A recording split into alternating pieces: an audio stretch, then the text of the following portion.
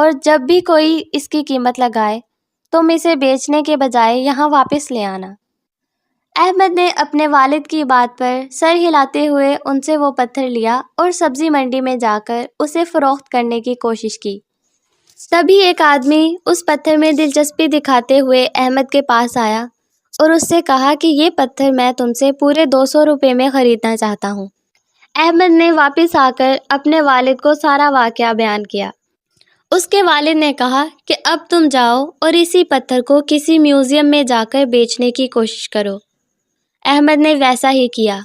وہ قریب ہی کے ایک میوزیم میں چلا گیا۔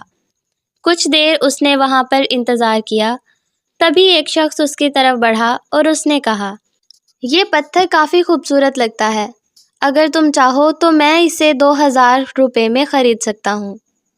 احمد کو حیرانی ہوئی، یہ ایک اچھی قیمت تھی۔ وہ